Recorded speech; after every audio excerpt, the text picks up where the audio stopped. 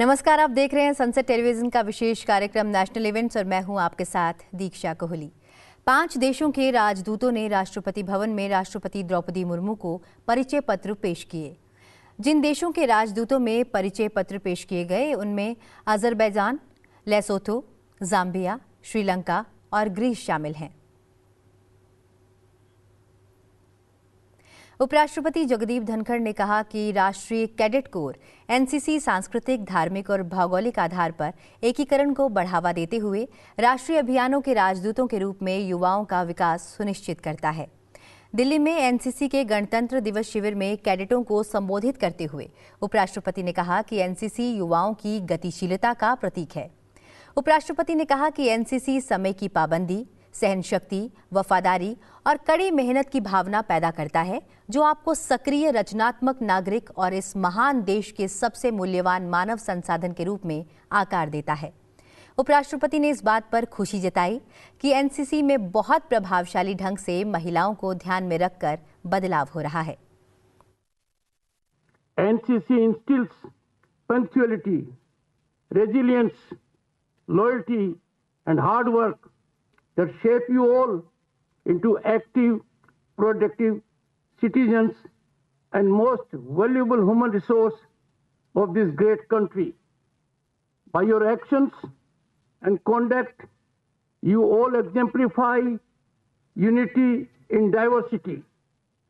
NCC ensures your organic growth as ambassadors for national awareness campaigns, fostering integration across cultural, religious, and geographical lines. Your participation with cadets from 25 countries mirrors India's recent G20 leadership guided by one earth, one family, one future. Dear cadets, seeing you all in this vibrant mood, I vividly recollect my own NCC days at Sainik School Chittorgarh and the positive impact it has had in my life. Today, I see the strong foundation built by your instructors with diligence, dedication, and complete commitment. And in it, the rhythm of new India's steps. Your zeal and enthusiasm fuel India's confidence on the world stage. You are foot soldiers of India's continual growth. As youth, my dear cadets, you are fortunate to be blessed with an ecosystem that allows young minds like you to unlock their potential. उपराष्ट्रपति ने कहा कि अनुशासन और देशभक्ति के गुण आपके दिलों में जीवित रहने चाहिए। यही हमारी मातृभूमि को दी जाने वाली सबसे बड़ी श्रद्धांजलि है। उन्होंने भरोसा जताया कि आप सभी 2047 तक देश को एक बड़ा लोकतंत्र, विकसित राष्ट्र और विश्व गुरु बनाने के लिए इसी उत्साह, वीरता और समर्पण के साथ काम करना जारी रखेंगे। I urge you to continue to conduct yourselves with highest dignity and discipline. Even after your training ends, your mission continues. Remember, the cadet spirit is eternal and lasting. You have to nurture it and it will blossom you.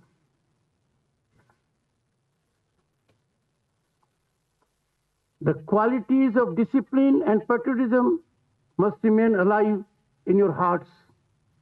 That is the greatest tribute we can pay to our motherland. Through its relentless efforts, the NCC heralds a new era of youth development and national progress.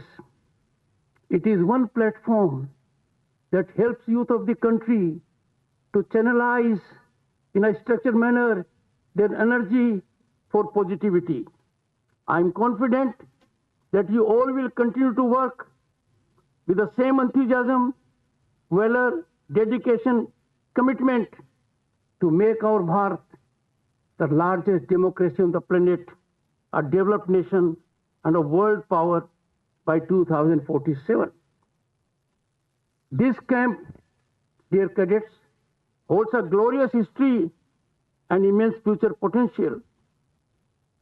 Your being part of the NCC will ever be cherished by you all your life. It is an embellishment of which you shall be ever proud. I say so it because I have lived with it. My congratulations to the NCC and its cadets,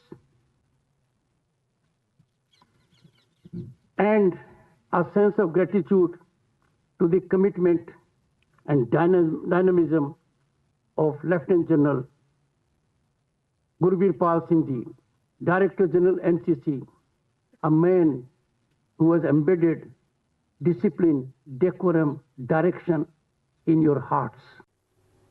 Republic of Bulgaria की national assembly के president Rosen ज़ेलेज़कोव के नेतृत्व में भारत के दौरे पर आए संसदीय शिष्टमंडल ने आज उपराष्ट्रपति और राज्यसभा सभापति जगदीप धनखड़ से मुलाकात की। चर्चा के दौरान ऐतिहासिक संबंधों और साझा लोकतांत्रिक मूल्यों पर आधारित दोनों देशों के बीच लंबे समय से चले आ रहे मैत्रीपूर्ण संबंधों पर प्रकाश डाला गया। दोनों पक्षों ने सांस्कृतिक, व्यापार और लोगों से लोगों के बीच जुड़ाव को और मजबूत करने की अपनी प्रतिबद्धता दोहराई। लोकसभा अध्यक्ष ओम बिरला ने आज संसद भवन परिसर में रिपब्लिक ऑफ बुल्गारिया की नेशनल असेंबली के प्रेसिडेंट रोसेन ज़ेलेज़कोव के नेतृत्व में भारत के दौरे पर आए संसदीय शिष्टमंडल के साथ बैठक की। बैठक के दौरान भारत और बुल्गारिया के बीच वर्षों पुराने और सुदृढ़ मैत्रीपूर्ण संबंधों का उल्लेख करते हुए ओम बिरला ने कहा कि दोनों देश लोकतंत्र, रूल ऑफ लॉ, जन केंद्रित शासन व्यवस्था और पारदर्शिता के साझे मूल्यों में विश्वास करते हैं। उन्होंने दोनों देशों के घनिष्ठ संसदीय संबंधों पर चर्चा के दौरान बुल्गारिया की नेशनल असेंबली में फ्रेंडशिप ग्रुप फॉर इंडिया के गठन पर खुशी जताई। उन्होंने उम्मीद जताई कि ये समूह दोनों देशों के द्विपक्षीय संबंधों को और सुदृढ़ करने में सक्रिय योगदान देगा। लोकसभा अध्यक्ष ने दोनों देशों के द्विपक्षीय व्यापार और निवेश को बढ़ाने की अपार संभावनाओं पर जोर देते हुए कहा कि विज्ञान और प्रौद्योगिकी, शिक्षा, व्यापार और संस्कृति जैसे क्षेत्रों में दोनों देशों के बीच आपसी सहयोग में और वृद्धि हो। उन्होंने विचार व्यक्त किया कि नवीकरणीय ऊर्जा, ग्रीन हाइड्रोजन, इलेक्ट्रिक वाहन और कृषि क्षेत्रों में द्विपक्षीय सहयोग की पर्याप्त संभावनाएं हैं। भारत ने सभी लोकतांत्रिक देशों के साझे मूल्यों और एक साथ किस तरीके से लोकतांत्रिक संस्थाएं आपस में मिलकर अपनी अपनी संसदों के अंदर वैश्विक मुद्दों पर गंभीर चर्चा हो और वैश्विक मुद्दों का समाधान अपनी अपनी संसद से निकले, इसके लिए भी एक साझा वैश्विक एजेंडा बना है। मुझे आशा है उसके भी बेहतर परिणाम भविष्य में आएंगे। रिपब्लिक ऑफ बुल्गारिया बड़ा डेमोक्रेटिक देश है और आपकी यात्रा से हमारे लोकतांत्रिक मूल्यों को साझा प्रयासों से, रणनीतिक साझेदारी से आने वाले समय के अंदर बहुपक्षीय मंच पर बहुत लाभ मिलेगा। मुझे आशा है कि दोनों देश मिलकर अपनी अपनी लोकतांत्रिक व्यवस्थाओं के अंदर एक बेहतरीन से काम करें ताकि हम अपने अपने देश में सामाजिक आर्थिक कल्याण भी कर सकें और सरकार को सकारात्मक सहयोग और दिशा भी दे सकें। लोकसभा अध्यक्ष ओम बिरला ने आज संविधान सदन में आयोजित पंचायत से पार्लियामेंट तक कार्यक्रम में देश भर से आई ग्राम पंचायतों और नगरीय निकायों की महिला जनप्रतिनिधियों से संवाद किया। इस मौके पर लोकसभा अध्यक्ष ने कहा कि ग्रामीण और शहरी विकास से जुड़ी इन महिलाओं के लिए ऐतिहासिक केंद्रीय कक्ष में अपने अनुभव और बेस्ट प्रैक्टिसेस साझा करना गौरवशाली अवसर है।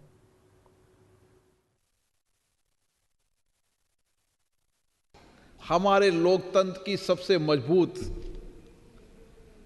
लेकिन लोकतंत्र की मुख्य धुरी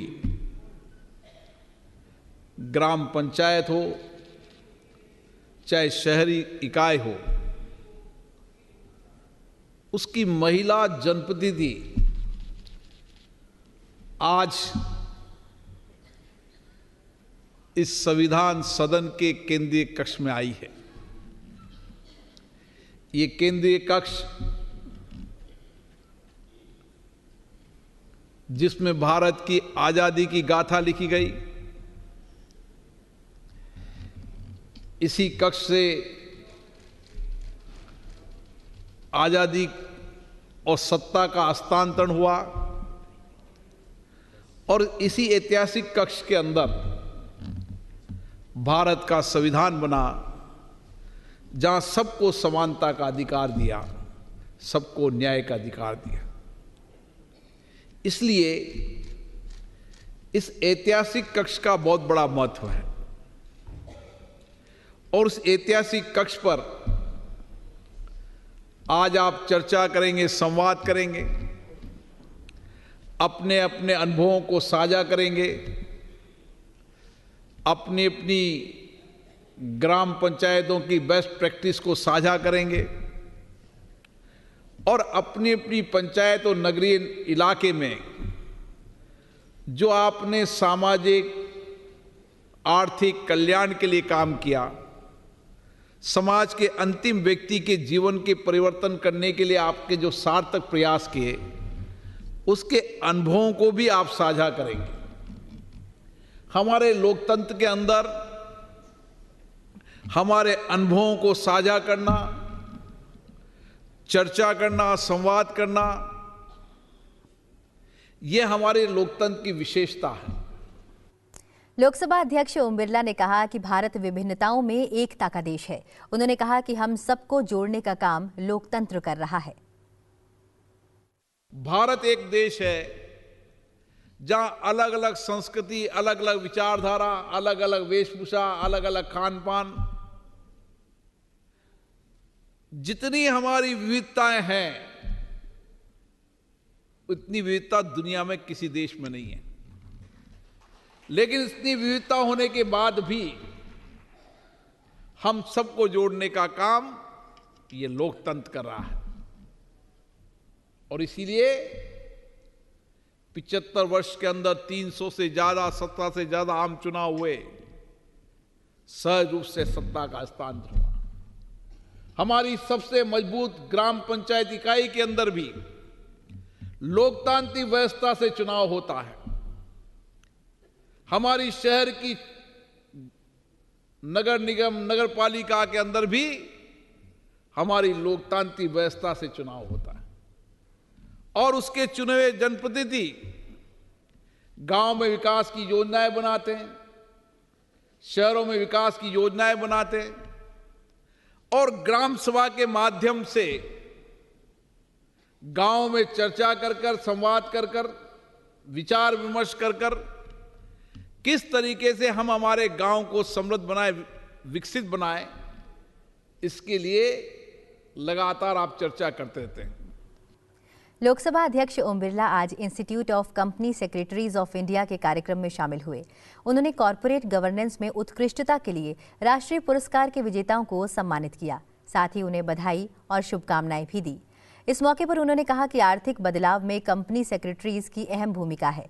आज दुनिया भर की कंपनियां भारत में निवेश कर रही हैं। इसमें कंपनी सेक्रेटरीज को बड़ी जिम्मेदारी निभानी है। लोकसभा अध्यक्ष ने कहा कि सरकार का प्रयास रहता है कि आर्थिक तंत्र को कैसे मजबूत बनाया जाए, कानून में पारदर्शिता हो, जवाबदेह हो और आर्थिक शुचिता आए। इसके लिए जरूरी है कि कानून बनाते समय संसद और विधानसभाओं में इस पर विस्तार से चर्चा होनी चाहिए।